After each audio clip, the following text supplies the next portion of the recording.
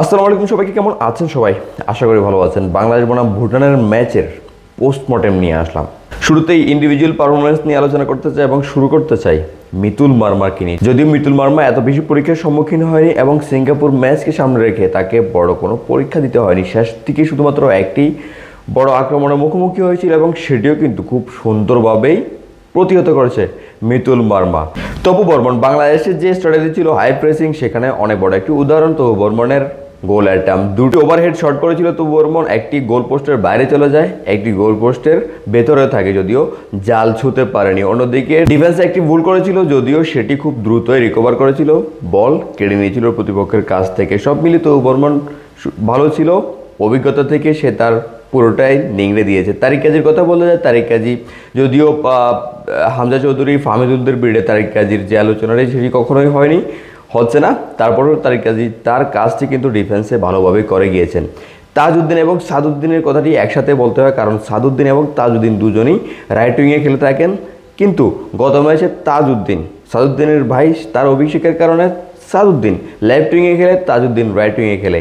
তাজউদ্দিন একজন অভিষিক্ত প্লেয়ার এবং অভিষেক হয়েছে অনেকগুলো আলোচনায় থাকা প্লেয়ারদেরকে নিয়ে এবং যাদের হাইপ অনেক বেশি ছিল তাদের সাথে কিন্তু অসাধারণ একটি কম্বিনেশন করেছিল সাদউদ্দিন।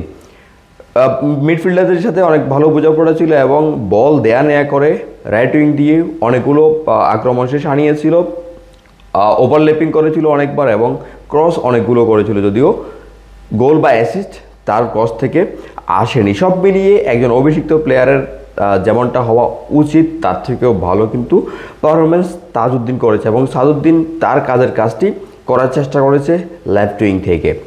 ডিপ মিডে আসি হামজা চৌধুরীকে নিয়ে। হামজা চৌধুরী বল যেখানে ছিল হামজা চৌধুরী সেখানে, অসাধারণ স্পিড ছিল তার, অসাধারণ তার বল কেড়ে নেওয়ার ক্ষমতা, সব কিছু মিলিয়ে যেখানে বল ছিল সেখানে সে ছিল। এবং শিলংয়ের ম্যাচের আগে তার কাছে একটি প্রশ্ন ছিল সাংবাদিকদের, আপনি আপনার অভিষেক ম্যাচে কী করতে চান, গোল নাকি অ্যাসিস্ট?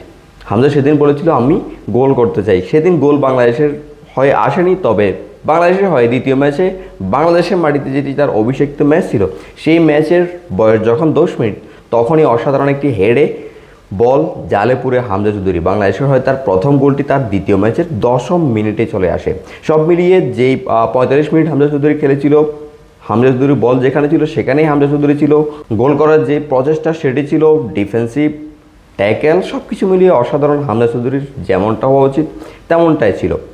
সোহেল রানা, তাকে নিয়ে অনেকগুলো সমালোচনা হচ্ছিল, তার বিরুদ্ধে অনেক কথা বলা হচ্ছিল, তবে অসাধারণ একটি বাম্পায়ার গোল করে সোহেল রানা সেটিকেই চুপ করিয়ে দেওয়ার চেষ্টা করেছেন। এখন দেখার বিষয় সিঙ্গাপুর ম্যাচে সে কতটা নিংড়ে দিতে পারে তার অভিজ্ঞতার ঝুলি থেকে। জামাল ভুঁইয়া, বাংলাদেশের যে হাই প্রেসিং ফুটবল সেখানে জামাল ভুঁইয়া ভালো একটি ইম্প্যাক্ট গতকালকে ফেলেছে। গতকালকে সে অনেকবার চেষ্টা করেছে প্রতিপক্ষের গোল পোস্টে থাকার জন্য, যেহেতু বাংলাদেশের ডিপ মিড ভালো করছে, ডিফেন্ডাররাও উঠে আসার চেষ্টা করছে, উইংরাও বল নিয়ে উঠে আসছে, আক্রমণ সানাচ্ছে, তখন জামাল ভুঁইয়া চেষ্টা করেছিল ডি বক্সের ভিতরে থাকার এবং গোল করার চেষ্টা করার। একটি অ্যাসিস্ট করেছে, গোলও একটি করার অনেক কাছাকাছি চলে গিয়েছিল, যদিও ভুটানের ডিফেন্ডার একটা অবিশ্বাস্য সেভের কারণে তার বলটি জালে পুরেনি। সব মিলিয়ে ক্যাপ্টেন জামাল ভুঁইয়া অসাধারণ ছিল তার জায়গাতে। কাজেম শাহর কথা বলতে চাই, প্রবাসী ফুটবলারদের নিয়ে অনেক আলোচনা হচ্ছে, ফাহমিদুলকে নিয়ে, হামজা চৌধুরীকে নিয়ে বা আগে যারা আসছে তাদেরকে নিয়ে, কিন্তু সবার আলোর মাঝে কিন্তু আড়ালে থেকে গেছে এই কাজেম শাহ। কিন্তু গতকালকে যে পারফরমেন্স ছিল অসাধারণ পারফরমেন্স ছিল, মিডফিল্ডারদের সাথে তার বোঝাপড়া, একই সাথে রাইট উইংয়ে খেলা, তাজউদ্দিনের সাথে তার বল দেয়া নেয়া, সব মিলিয়ে আক্রমণ সানানো। যদি জামাল ভুঁইয়ার গোলটি জালে পড়তো তবে একটি অ্যাসিস্ট পেতে পারতো। তারপরও সব মিলিয়ে সুন্দর পারফরমেন্স ছিল। সিঙ্গাপুরের ম্যাচকে সামনে রেখে তারও যে প্রস্তুতি সেটিও কিন্তু সুন্দর হয়েছে। ফাহমিদুলের কথা অনবদ্য, তাকে নিয়ে সমর্থকেরা আন্দোলন করেছে, তাকে বাদ দেওয়ার কারণে সমর্থকেরা ফুঁসে উঠেছিল। দেশের মাটিতে তার সে অভিষেকটি হয়েছে, সেটিও কিন্তু আবহাওয়ার অনেক পার্থক্যের মাঝে, যেখানে বাংলাদেশের অনেক বেশি ব্যবসা গরম, সেখানে তাকে অভিষেক হতে হয়েছে, তাও 18 বছর বয়সী একজন তরুণের। সেখানে এসে সমর্থকদের এত চাওয়ার চাপের মাঝে অসাধারণ খেলেছে। তার যে স্পিডের কথা বলা হচ্ছিল, তার যে গতির দক্ষতার কথা বলা হচ্ছিল, তার যে বল কেড়ে নেওয়ার যে মন মানসিকতা বলা হচ্ছিল, বল লুজ করার পরে অসাধারণ ছিল, বাম পাশ থেকে দারুণ দারুণ কিছু আক্রমণ করেছে এবং ফিনিশিং টাচ লাইন থেকে তার যে ক্রসগুলো সেগুলো খুব নিখুঁতভাবে অসাধারণ ছিল।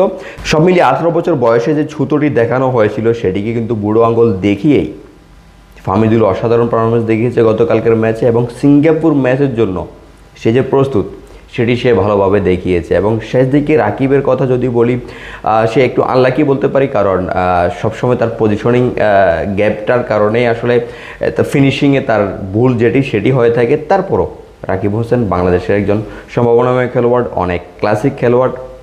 আগামী ম্যাচে সে সেটি দেখাবে। অভিষিক্ত আলামিন, মোরসালিন যারাই কিনা দ্বিতীয়ার্ধে তাদের শুরুটি করেছে এবং তারা তাদের সেরাটি দেওয়ার চেষ্টা করছে। সব মিলিয়ে বাংলাদেশের দলীয় যে কম্বিনেশনটি, যেটি বলছিলাম প্রবাসী ফুটবলাররা এসেছে, তারা তাদের আবহাওয়ার যে পার্থক্য সেই জায়গাটিতে এসে তারা কিছুদিন অনুশীলন করেই বাংলাদেশের অফিসিয়াল ম্যাচে নেমেছে। সব কিছু মিলিয়ে দলের যে কম্বিনেশনটি ছিল সেটি সিঙ্গাপুরের জন্য বড় একটি বার্তা। এবং সিঙ্গাপুর ম্যাচের জন্য, জাতীয় স্টেডিয়ামের জন্য বাংলাদেশের প্লেয়াররা যে প্রস্তুত, বাংলাদেশ টিমটা যে প্রস্তুত, সেটি কিন্তু বাংলাদেশ গত ম্যাচে প্রমাণ করে দিয়েছে। এখন দেখার বিষয় ফলাফলটি কেমন হয়।